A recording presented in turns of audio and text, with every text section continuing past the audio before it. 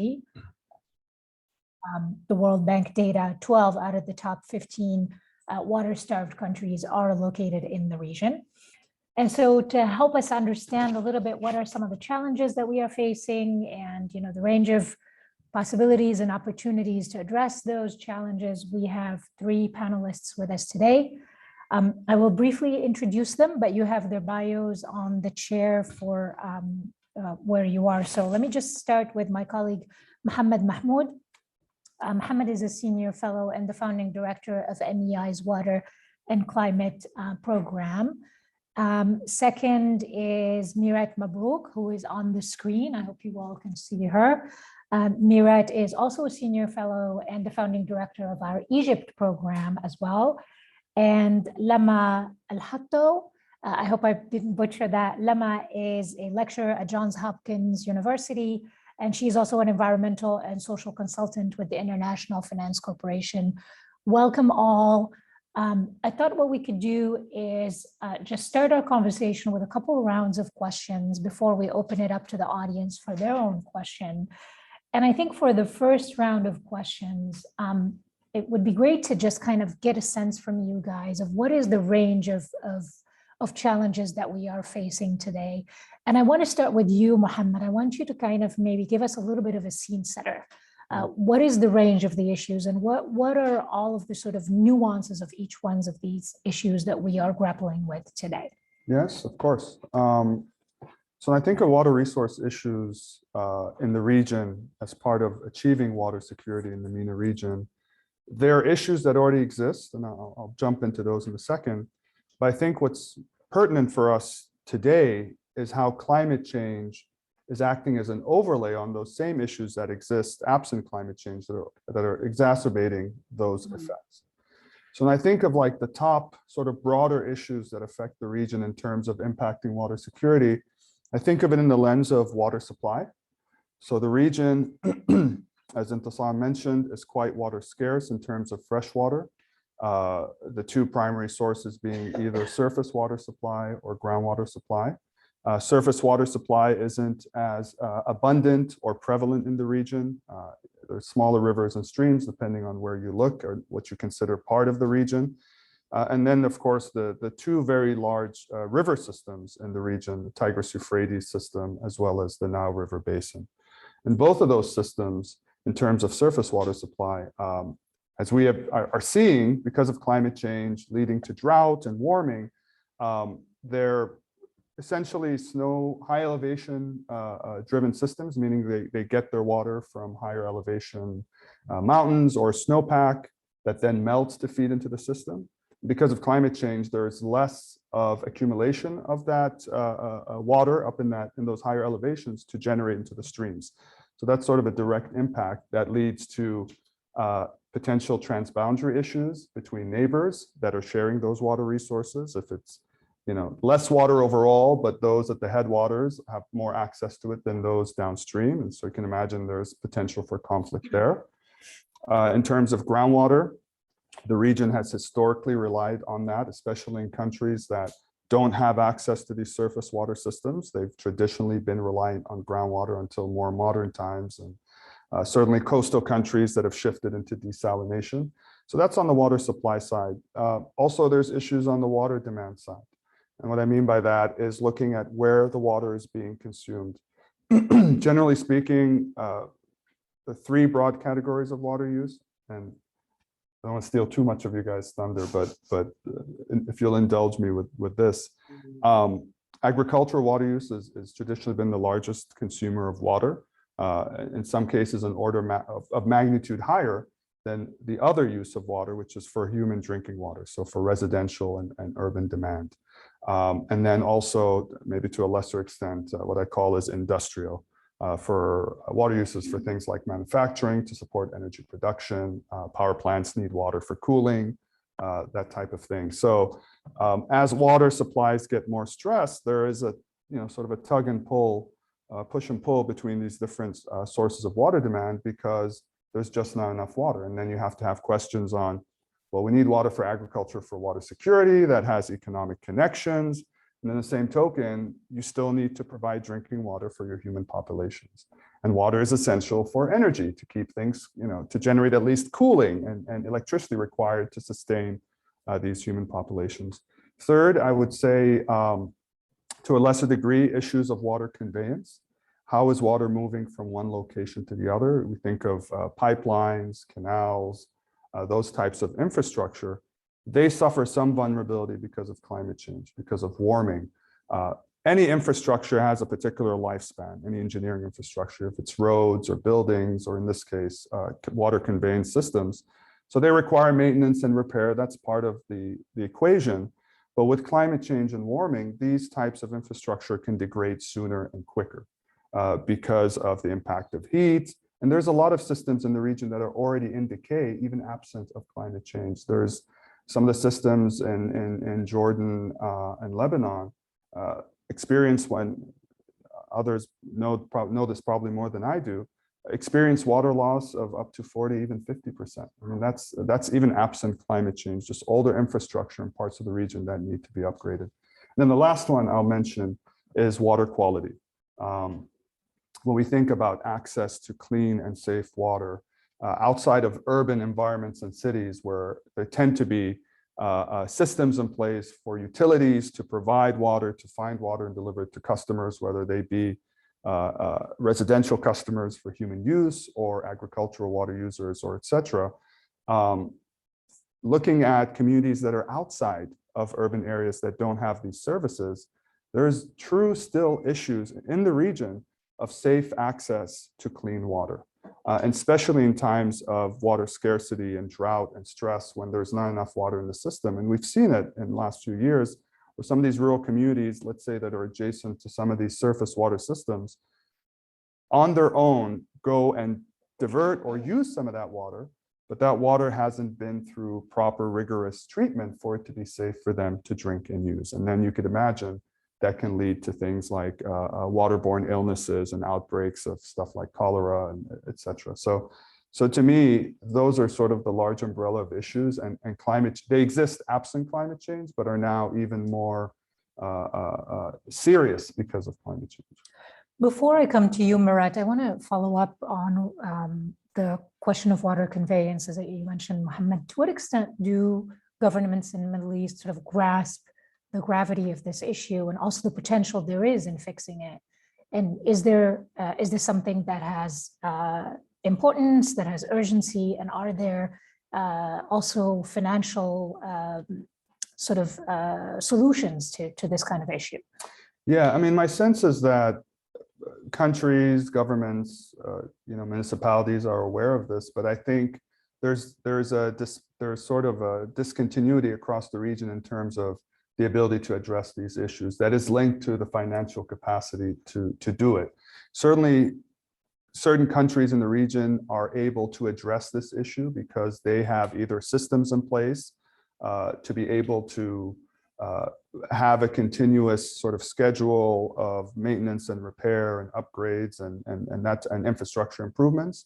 But I think also financially, they're in a better place to do that. I would argue also some of the other countries that don't have that, either don't have the financial capacity or aren't able to do it, are also distracted by other things that are not even water related, whether it's conflict, literal conflict, economic crises. I mean, there's other distractions that other countries are facing that put something like this lower in their priority list, and in some cases, understandably so. I feel that, I know that countries are aware, there's entities within, I'd say, all of the countries that raise these issues and look into these issues, but the ability to actually address them differs greatly from country to country because of these limitations. So we'll come back to the funding question a little bit later in our conversation. But Murat, you can hear me, and I want to pick up, I'm going to look here at the camera so you can see me. I want to pick up with you on the question of transboundary water sharing challenges. From where you sit, the big issue is the Gerd Dam. But if there's any other examples of this that you can talk about and sort of give us a little bit of a sense of what's at stake, it would be great to hear your thoughts on this as well.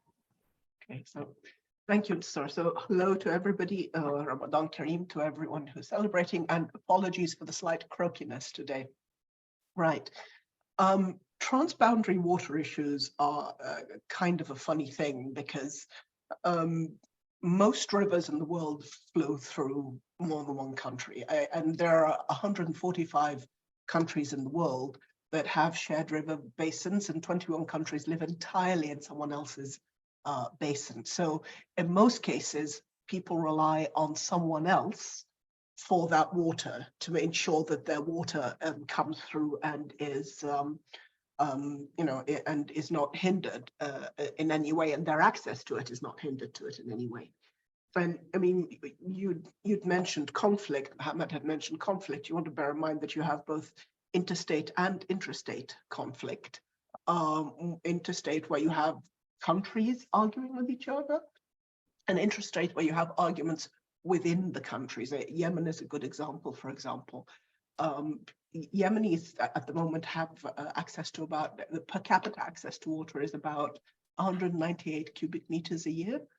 The World Bank puts water crisis level, that's the minimum of water allowed for a person per year, at about 1,000 cubic meters. So you can see what's happening there. So what happens is Yemeni farmers are having to dig 2 and 3 times as deep to come up with 1/3 as much water. So you have you have conflict. You also have interstate conflict. For example, the Great Turkana Lake in Kenya. When the Ethiopians built there are actually several dams. People were warned that water flowing into the Great Turkana Lake would be impeded. And actually that's precisely what happened. So you've got less water in the lake, it's gone down by over 1/3. The water has gotten more saline, the fish are dying, and as a result, you have a conflict between Kenyan and Ethiopian pastoralists. Okay, Mohammed also mentioned that the scarcity, I mean, the Middle East has about 1% of the Earth's fresh water for 5% of the population. You mentioned the GERD. The GERD is what everyone is talking about at the moment, but everyone is talking about it because so far, after a decade of negotiation, there hasn't been an agreement. I'm personally, worried that there will be one. People talk about international law, but there isn't really an international law on this. There is no one international law. The closest is the 1997 United Nations Convention on non-navigational uses of international watercourses, which is a huge mouthful, but is not actually the be-all and end-all, and a lot of countries don't stick to it. But there are agreements that have been made and have been held. For example, the Indus Rivers Commission and the Indus Waters Treaty, those were thrashed out actually by the World Bank, but in 1960. They took almost a decade to work them out, but they've been going since 1960, and they are between 2 countries that really do not get along, India and Pakistan. So, successful treaty. The Mekong River Commission was set up in 1957 between Cambodia, Vietnam, Laos, and Thailand, and managed to get along quite happily, including during the Vietnam War. So there's no reason why you can't have them. You just require that the countries be on board. I mean, the UN, for example, says that what you need is a coordination mechanism, and you need that parties be on board with an effective, sustained engagement method and a trusted and well-funded third party to arbitrate. In the GERD situation, the Grand Ethiopian Renaissance Dam, this has really not been the case. The Ethiopians at first did not want a third party at all. They merely wanted tripartite negotiations, and then finally agreed to the African Union, and it really isn't. It isn't getting anywhere. So the problem with transboundaries, apart from everyone getting on board, is that they require time, they require energy, they require trusted third parties, and honestly, they require everyone to be on board Otherwise, it's impossible to get a consensus. And for this particular issue, Mirat, what's at stake if there's a continued sort of impasse on this? Okay, so it's an excellent question. Under normal circumstances, if everything goes well, there really shouldn't be a problem. The Grand Ethiopian Renaissance Dam is the largest hydroelectric power dam on the continent. And if all goes well, there shouldn't be a problem. The problem comes what if there's a drought? If there's a drought, this is a hydroelectric power dam. So you need water to run the turbines to generate the electricity. Okay, so how much water is going to be released to the downstream countries? And the two downstream, this is often set up as a conflict between Egypt and Ethiopia, but for some reason people forget that Sudan is quite literally right in the middle. Okay, Sudan's concerns overlap with Cairo's, but they're not all the same. The Sudanese are more worried about security because of the closeness of their own dams to the border. So if there is a drought, if the water is used, is not allowed to flow through, but is used for the turbines, and then in Egypt, you've got the Aswan Dam, which will, save the day for maybe less than a year. But then you have a situation where you have two huge dams that are filling at the same time, and droughts don't come in 1 year. A drought is usually between 3 and 7 years. So it could be disastrous because in Egypt's case, almost 95% of Egypt's water comes from the Nile. Now Egypt recycles more water than any other country in the MENA region. On average, water is recycled 4 times before it gets back to the Mediterranean. There's very little groundwater. They've been looking for it for 50 years. There's very little groundwater. And if there is a drought, and if the water is held up by the Grand Ethiopian Renaissance Dam, then you have a disaster. And that's what we have.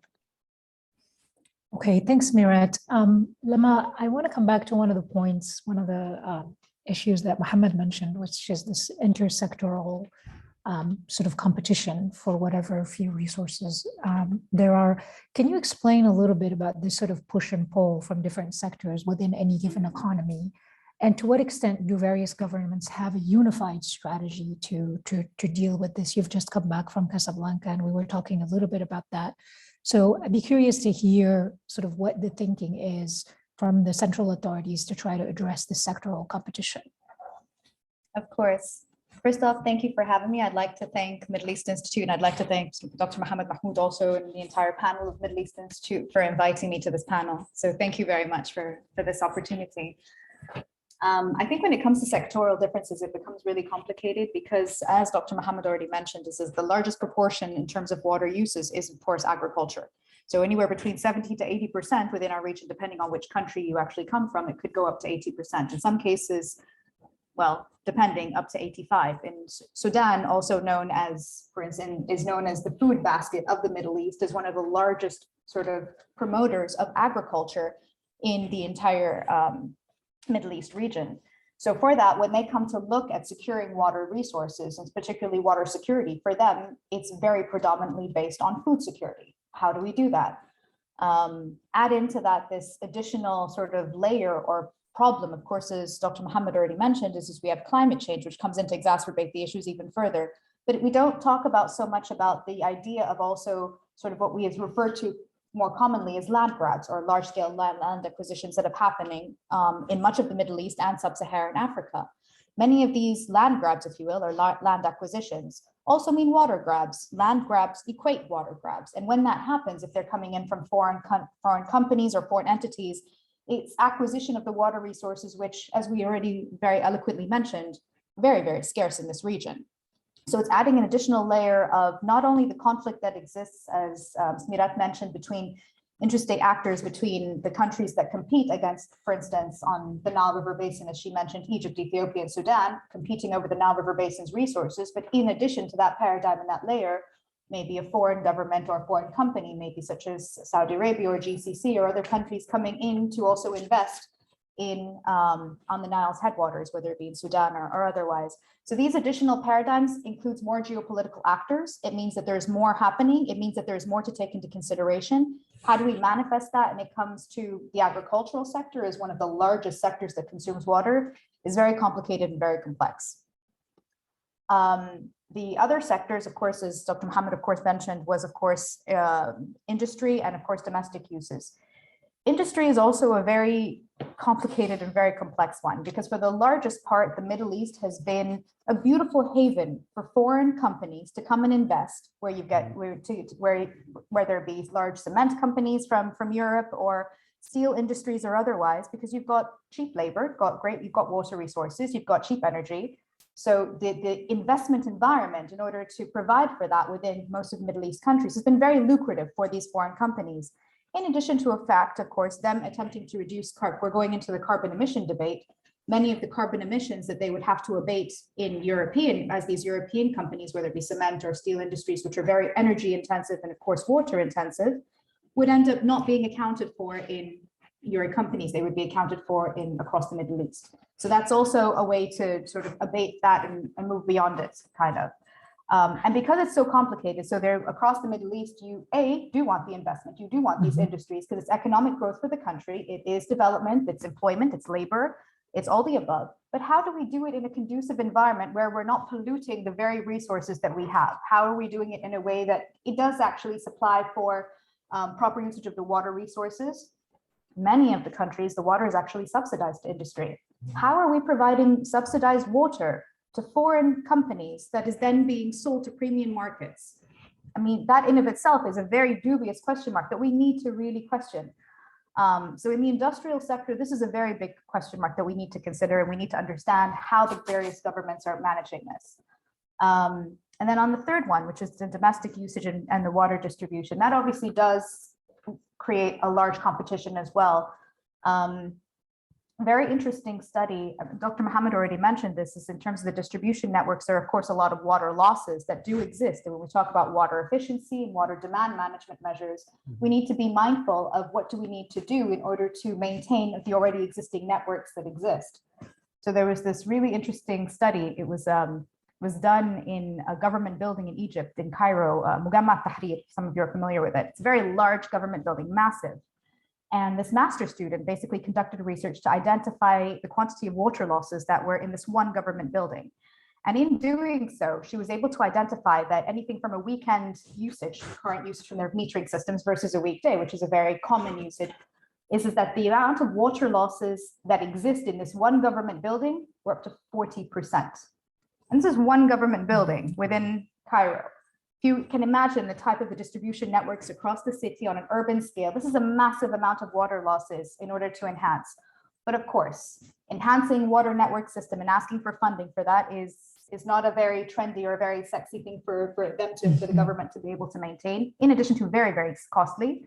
So it's not a priority. Looking at new resources, looking at new availability of water supplies is in fact sort of the new paradigm shift. How do we get into desalination? How do we look at rainwater harvesting? How do we look at different water sources that we can capitalize on? But enhancing the distribution network that exists is not necessarily a top priority, which is quite sad and disappointing. You were mentioning some of the sort of plans across the region and how many of the different countries are managing with this. So as you clearly stated, I just came back from Morocco, and in doing so, a lot of Morocco's ambitious plans is looking to, in terms of water efficiency and water specifically on their water plans, is to capitalize on. Actually, allow me to rewind. Morocco, of course, a very water scarce country. Much of its agriculture is based on rain-fed agriculture. With climate change, that of course gets impacted further and further because a lot of what's happening now is the agricultural fields are not getting as much rainwater. It's very erratic systems. So a lot of what's happening is their farmers are actually migrating from the rural centers to the urban centers because they can't grow the crops that they know that they were previously growing. Argan oil, if many are familiar with it, which is the indigenous crop, one of the indigenous crops to Morocco. It's very premium oil that many people enjoy, and I'm sure you might have heard of it. And it's indigenous to Morocco specifically, is actually is actually because of climate change and because of it's primarily fed on rain-fed agriculture, is diminishing in quantity, which is a very big problem. Moroccans can't afford it anymore. Moroccans can't afford it, consumers can't afford it, and it's a premium oil that people across the globe look for in the cosmetic industry, medicinal properties. It has huge properties across the board. But that being said, argan itself is actually a crop that may very soon also become extinct because of climate change. So these kinds of considerations, an indigenous crop that we all love and adhere to, can't necessarily get access to anymore, which is also quite disappointing and sad. But back to the water plan specifically, it's looking at how to create water efficiency across the board when it comes to utilizing rainwater harvesting a lot more. So because the rain patterns are, of course, very, very erratic, how can we capitalize on rainwater harvesting in territories, particularly in rural and urban centers on the coastlines, which is where the most rainwater comes in Morocco, in order to capitalize that when we have drought seasons and drought air times, to be able to compensate for that. They've also got a very aggressive desalination plan happening across their coasts. So a very interesting thing I was telling earlier is that Casablanca, which is one of the largest cities in Morocco, is looking to become 100% desalination within the next 5 to 10 years. Of course, this brings in the question mark of the water energy nexus. What does that necessarily mean in terms of the type of energy that it's going to be utilizing? Is it fossil fuels? Is it solar energy? What does this mean in terms of how if on a national level, it does have targets to reduce its carbon emissions to align with the Paris Agreement? What does that mean for that if they're looking also towards desalination in that capacity? In addition to, of course, many of the environmental considerations that come with desalination, like the brine being discharged into the seas, and of course the pollution to marine ecosystems, and how do we manage that appropriately? So not to go on too long so I can give other people more time, but that being said, I think that each country has very different plans and how they plan looking towards their water resources, from Morocco to Egypt to Sudan, because they're all very, very diverse. And I think that it's important to understand the complexities of each of the countries to be able to understand the motive for development for each of them. And that's, I think, big consideration to take in place. Thanks, Lema. You hinted at a lot of the sort of a lot of questions that relate to, how do we solve this crisis? What is sort of the viability of some of these solutions that we have and that we tend to think about?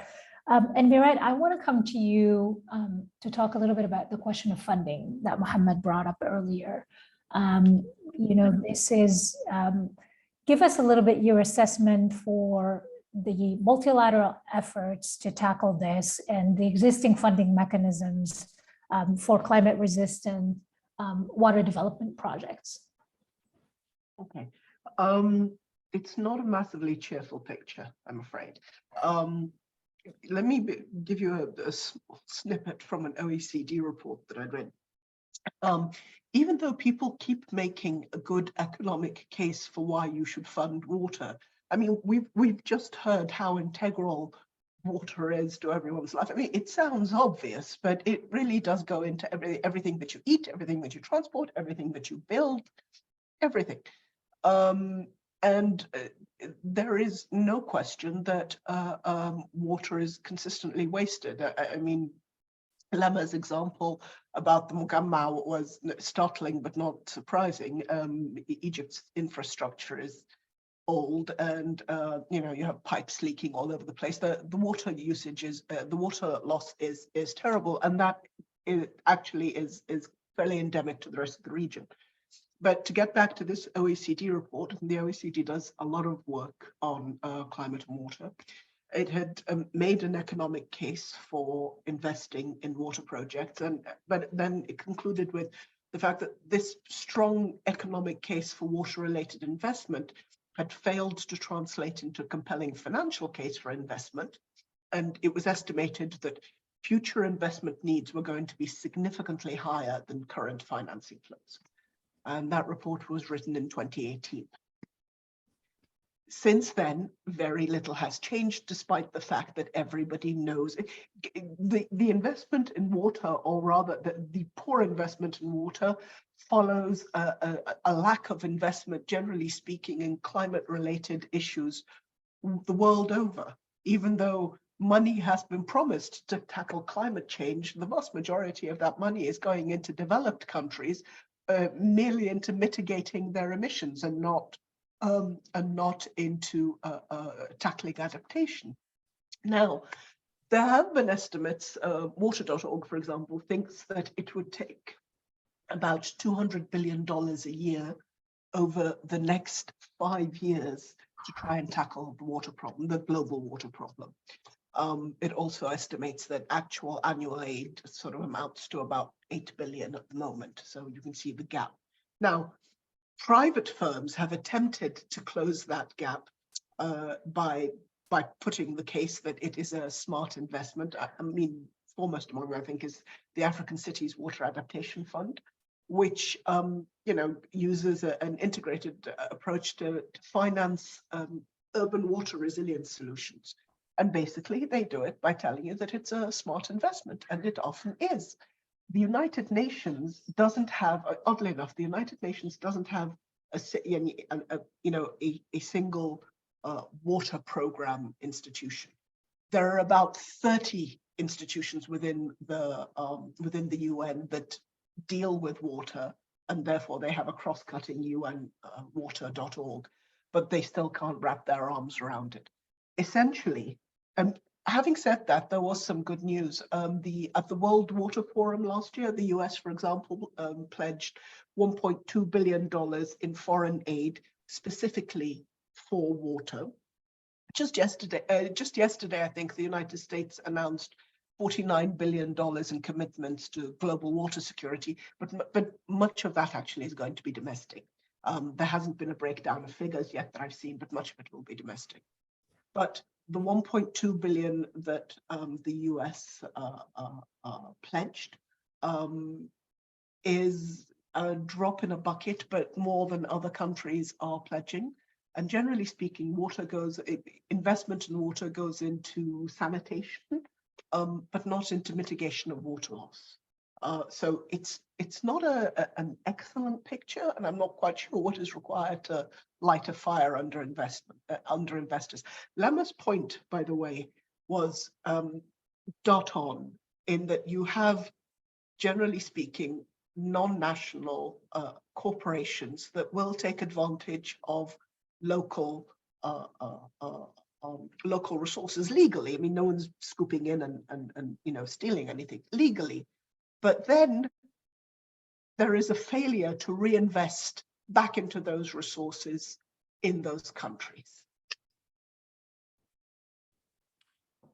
Thanks, Mirat. Yeah, Lemma, I want to come to you specifically on the private sector. What more can be done? What role can they play? Thank you.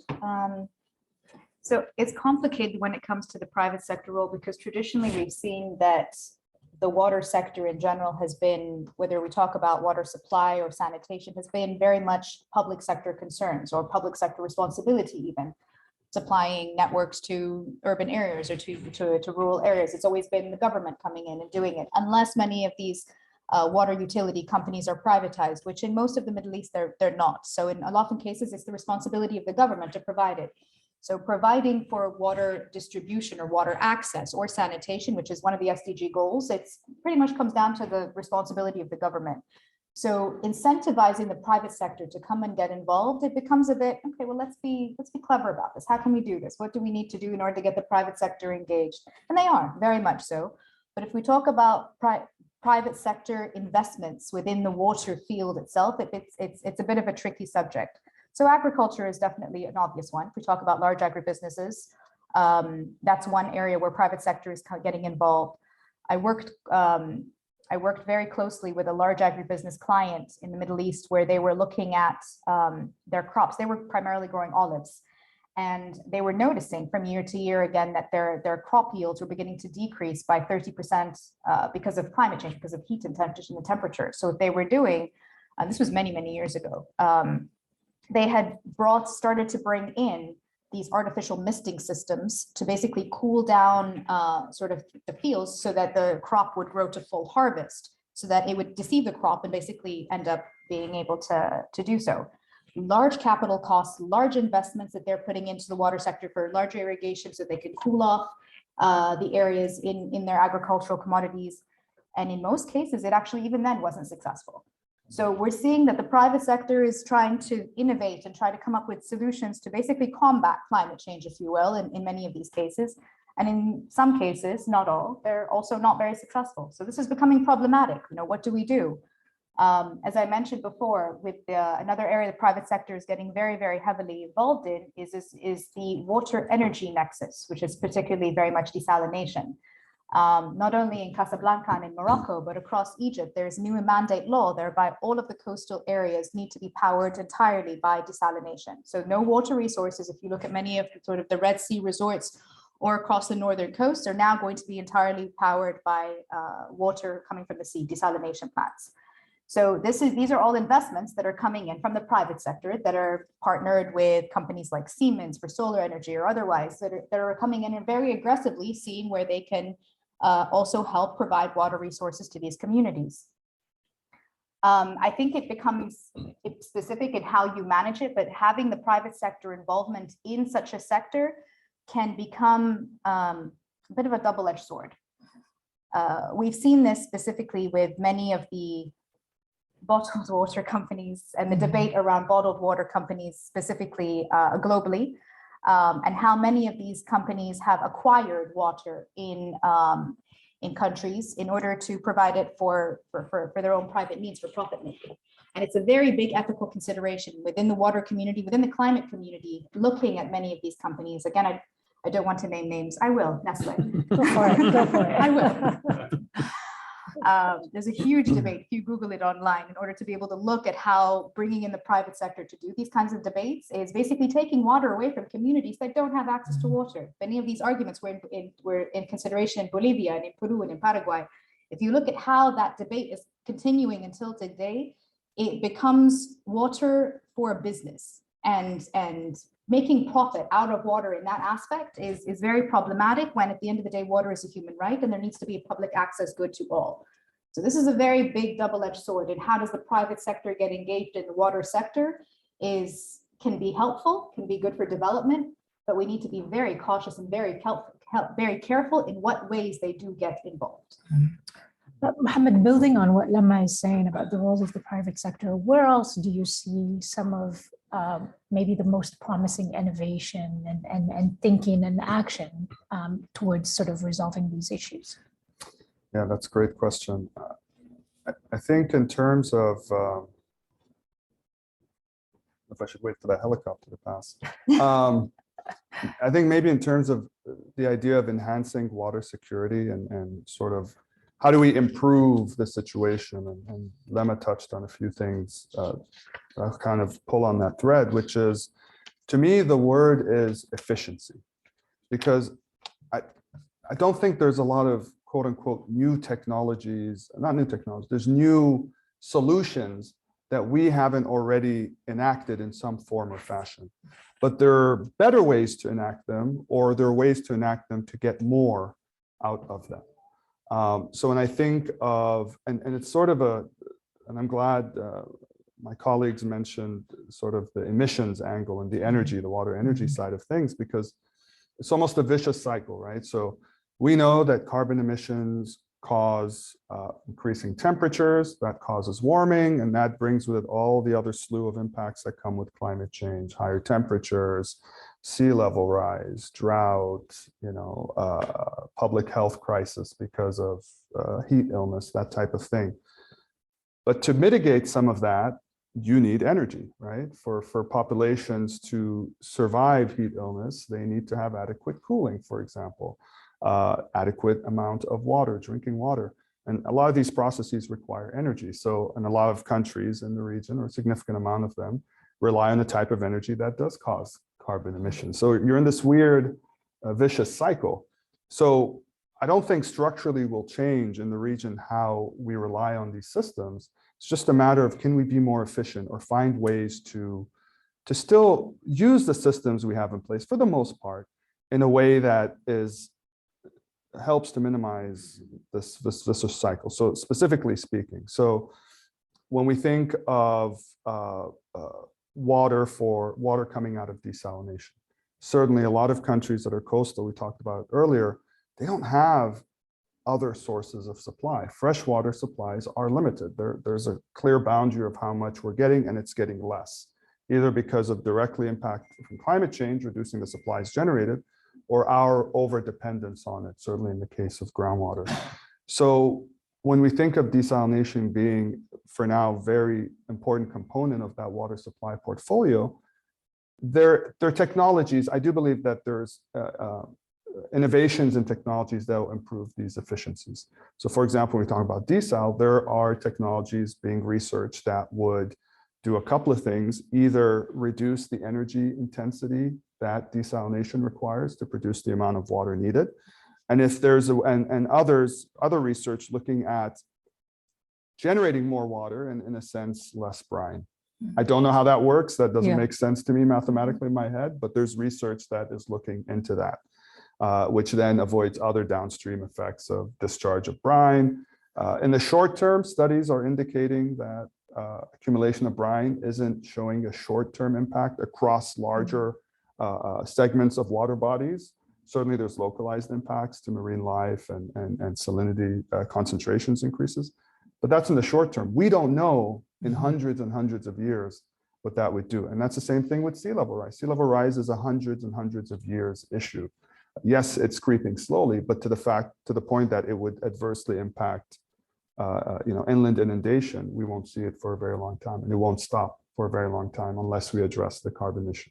Went off on a tangent there, but the point, going back to your question on innovation, same thing. So that's on the water supply side, same thing on the water demand side. How do we make water use more efficient for the same amount of water that we use, make it last longer or have a larger spread, right? We talked about the conveyance issue. Certainly fixing or upgrading a lot of these conveyance infrastructure, that's an easy fix. I mean, easy in terms of solutions, easier to enact. Of course, there's a cost associated with it. We look at agriculture, the highest footprint or usage of water. There has been traditional upgrades and efficiencies on how to improve or reduce the water usage in agriculture. You know, everyone's talked about drip irrigation and that type of thing, but there's even in those existing innovations and efficiencies, there's ways to still, there's research and technologies coming out of different countries that are looking at how do you even make drip irrigation more efficient, which seems already efficient compared to flood irrigation or even sprinkler irrigation. Similarly, another piece of the equation that can enhance water security, that's an innovation, is not just directly addressing the water demand, water supply, and water conveyance issue, but the information we get to plan better to manage the water supply that's coming and the water demand that's coming with a longer lead time. So I'll just touch on this a little bit, which is when you look at things like meteorological agencies or organizations that look forward into the future to assess, how much it's going to rain or how much water is coming off a river, how hot it's going to be. I mean, all these are factors that go into water planning. And there, a lot of it's relying on networks and ground-based monitoring networks that give that information. And this is actually a topic that came up in an event we did a couple of months ago or a month ago, is when you look at the map of these networks across the globe, when you look at the Middle East region, it is starkly different in terms of how thin or scarce or limited it is in terms of those networks. And there's scientific reasons for that. But to me, that highlights a gap where not only do we have issues managing on day-to-day our water supply and our demand and how we move it, but we also don't have as much information as we'd like to be able to look further into the future, to manage things efficiently beyond day-to-day, beyond short-term. But is that an issue of how these countries or actors work together, or how they're connected to the broader networks that you are talking about? I think it's more of just not enough investment in these networks. And part of it is connected to countries, again, have other priorities that, again, if it's tied to financing, it's going to go at the bottom of the list. And conflict, just other things that are taking up the bandwidth. There are technical reasons why, because sort of the Middle East lies on this arid sort of latitude belt that makes it less efficient in terms of satellite data and how reflective and all that. Won't necessarily go into that, but that in itself is not a reason enough for these networks to be as limited as they are. So I'll leave it there in terms of. Okay. It's going too far in the weeds. Thank you very much. I think Mirat wants to come in. Go ahead, Mirat. Thank you so much. I wasn't sure you could see me. Just a couple of quick comments to Lema's excellent sideline on Nestle. You might want to remember that back in 2005, the CEO of Nestle pointed out that him, and by extension the company, I expect, did not think that he described the right to water as extreme. Did not think it was a human right. He did not think that it was necessary. This is a company that sells bottled water. He did not think that it was a human right. Very often, large companies, multilaterals, do not pick up their responsibilities. And you want to bear something else in mind. We were talking about conflict earlier. Most of the conflict that we have discussed has been over fresh water, which is the most urgent. But you also want to bear in mind that there are conflicts on the high seas. I mean, people have forgotten about the Somali pirates now, apart from Tom Hanks's film. But people also, I think, are not often aware that Somali pirates started robbing ships basically because European fishing boats kept catching fish and trawling fish in Somali waters, and nobody did anything about it, and therefore they started, robbing ships. I do think, look, and also there was a point on, Mohammed made a point on desalination. Desalination comes with a mass of very real environmental concerns, but there is work being done on it. I think the current Egyptian minister for water resources, before he became minister, he's a professor, and I know they've been working on something where you could take the byproduct of desalination, which was all that brine, use it to grow algae, and essentially it would be less harmful pumping it back into the water. So there is work being done on that, because I think for many reasons, for many countries, desalination is going to be absolutely the only way to go. So I think it's often a case of having to work with what we've got. But again, I do think that the private sector has got to step up, because otherwise everyone's. Thank you, Mirat. I want to open it up to questions from the audience. If anybody has any questions, thank you. And just introduce yourself quickly. Okay, thank please. you. My name is Sina Mohammed. I am the U.S. representative of Syrian Democratic Council from Syria. So thank you for this. It is really important topic to discuss about it nowadays. Especially we have a lot of problem now. I'm unhappy to see maybe, is there any conflict in the future we can find it among countries about the water?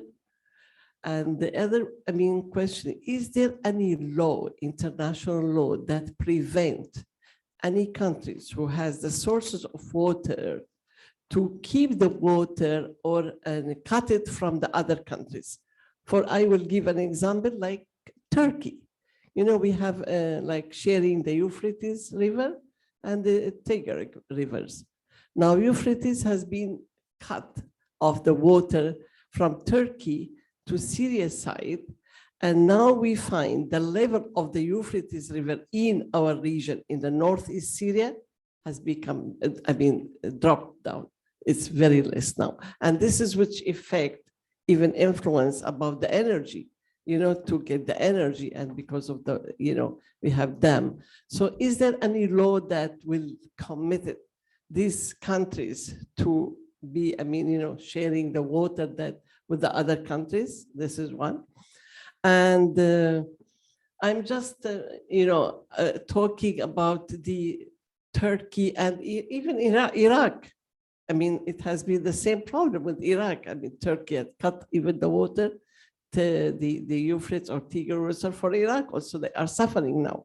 So we are really facing now a drought in the regions as we have very less rain nowadays, and we don't have enough water from the sources like these rivers.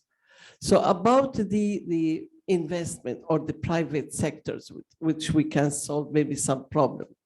Middle East, most of the countries, they depend on agriculture. And the method of irrigation in the Middle East is very, old one, which consume a lot of water. So, and these countries, they are not able to provide like a new technology or, to get less water in irrigation. So what do you think how can we help such countries? And what should happen for the international maybe laws or conference for the water in the world conference to solve such problem and to help these countries who is really suffering from this issue? I'm not happy to say that maybe we can witness a war about water among the countries. Thank you so much. Mohammed, why don't we start with you and then Lama. Sure, I'll address your first question, and maybe I'll address it pessimistically so someone else can follow up optimistically. Can give some hope. Okay. I'll give the bad news, and maybe someone else can come and save us with some good news. On your question and topic of conflict, right? And there's a famous quote from, I believe it was Mark Twain, that said, and I don't know if this is even appropriate to say on the first day of Ramadan, but basically, whiskey is for drinking and water is for fighting. And it's the Old West, sort of mentality.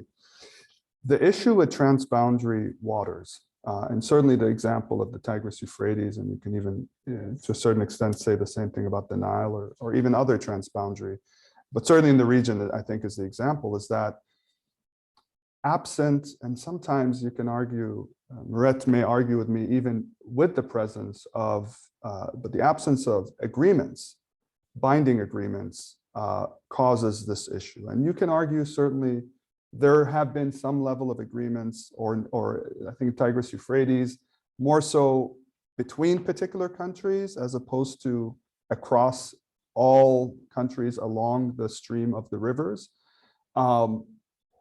Sort of absent that, it's hard to create sort of an atmosphere of cooperation and collaboration. You can argue in the case of the Nile, even with that, there's agreements that go back 1929 and thereafter. But there's also another overlay, and I don't want to go too deep into this, but certainly in the case of the Nile, a lot of these agreements, or certainly the first one, happened during colonial periods, right? So there's the shift between countries having their own independence and self-governance, and some agreements intersecting during that period prior to having that, which then the question becomes, are they truly legitimate? These types of debates come up. But the reality is, even if you have these binding agreements, there is nothing, to your point about international law, to enforce, right? The agreements themselves are supposed to be the basis of that. And what we're finding is that in times of abundance, it's easier to adhere to these potential appropriations or allocations that may be agreed to. But when it becomes in times of shortage and drought like we're seeing now, there's nothing to cause countries to sort of behave and keep within their allocations because there's not enough water. And it becomes truly a conflict of upstream versus downstream, where the headwaters, which is exactly what we're seeing now. That's the bad news. Somebody please come and save us with some good news. I actually can give a little bit of good Okay. news if that's possible. So there are agreements for international water. So the UN Water Courses Convention does actually dictate for international water bodies that we cannot harm any downstream, whether it be with an infrastructure body or otherwise. So there are conventions in place. The enforceability is the problem, because even when you have these UN water agreements or UN conventions for water courses, is who ends up coming and saying, okay, well, this is, you violated this. So how is the enforceability come in place? Which is, again, the big problem we have with the UN system as a whole. It's not a policing body. But what I will say is that And I mean, just to delve into this a little bit deeper is that if that were the case, many of the violations that have been taking place on international water bodies over decades and decades, I would say even over the last 100 centuries, many of them have nothing has happened. Prime examples, of course, on the Jordan River Basin between Israel and Palestine, a lot of the water that has been depleted on the Palestinian side. This is clear violations of human water conventions from the water courses. Again, Palestinians have attempted to take this to the Security Council time and time again, but has been vetoed over and over and over. So enforceability, again, is the problem when we talk about it. I do want to give a positive note, however, because I know it looks very dark and very bleak, but there is a positive point. There's a professor, his name is Aaron Wolf. He's based in Oregon State University, and he has done a plethora of work and research and knowledge when it comes to transboundary river basins and a lot of the conflicts that have arisen when it comes to transboundary river basins. He's looked at all of the transboundary river basins on a global level. There's over 256 basins, and has done, and all of the empirical research that he's done, he's basically come to show from the data that we have never, as humanity, ever gone to war over water. So because of this data, this is on an international level, on a transboundary level, that we have never actually, the data shows historically, we have never gone to war on an international level between states due to water. So this narrative, this rhetoric between water wars, and we're going to go to water, the next World War III over water, a lot of it is media sensationalist, a lot of it is financing reasons as well, let's be honest. A lot of it is just, sensationalist media, but the data actually shows that we are more inclined to move towards cooperation than we are towards conflict. So that's the positive point. Now, that being said, is that the data that Professor Aaron Wolf and a lot of the research that's come out of that as well from institutes like the Pacific Institute by Peter Gleick and otherwise, which is wonderful research. But it also shows that that's the case, and this is the case between transboundary levels. Now, on an intrastate level, which Mirat did touch upon, that's not the case. So we do know that conflicts over water do occur on an intrastate level within boundaries, but within an intrastate between country and country, that is not necessarily the case. Now, of course, this begs the question mark of, okay, well, if you have it on a small intrastate level between districts or between regions and villages, could this not explode into something and escalate into something larger? Absolutely. How do we mitigate that? How do we warrant it? Darfur was one of the largest examples of, well, a water war, basically, between different areas that had escalated because of water. This was intrastate within Sudan. So we need to also understand, what does that necessarily mean? Can it escalate or not? So I'd like to put a positive spin that it's never happened where we've actually gone to war at an international level, but we do need to be mindful what that means on a local level. And the other thing I did want to mention is you were talking about agricultural uses, specifically for Syria and for otherwise, and how can we become more efficient? I just want to briefly mention is that in the Middle East, especially now, countries like Saudi Arabia, for instance, who don't have any water scarcity whatsoever, are doing very, very large scale projects of greening the desert with water resources and efficiency, capitalizing on the technology and knowledge and even partnering with the normalization with Israel to partner with a lot of these crop per drop initiatives in order to best utilize water efficiency models. So a lot of this has been happening, and the technology is being dispersed across the Middle East to be able to find ways to be better in agriculture than we have previously been, because I agree with you, we have not been the best when it comes to that. Thank you, Lama. I don't see any other questions in the room. And I think we only have 1 more minute to close. So Mirat, the minute is yours. Thank you. I'll keep it to a minute. I think Mohammed is right, and I think Lama is right. I think somewhere in the middle, because we have not gone to war over water, but things have never been as bad as they are now. However, I will say that wars are costly, they're messy. Interest rate, internal wars are one thing. Civil wars, people don't want to get involved in. But wars between countries are big, messy, and expensive, and therefore I'm usually very hopeful that people will not go to war over it. Having said that, I do think that the window is closing for us to try and clean up our act as far as water usage is concerned. I remember reading that the need for fresh water was going to outstrip, demand for fresh water was going to outstrip supply by about 40% by 2030, which is just around the corner. So it may be that we all, pull together and do the right thing, because we have run out of options to do so, not because of any great nobility, but I do think that necessity is the mother of all invention. Great. Thank you very much, Mirat. Thank you, Lama. Thank you, Muhammad. And thank you all for joining us today. Yeah. Thank you.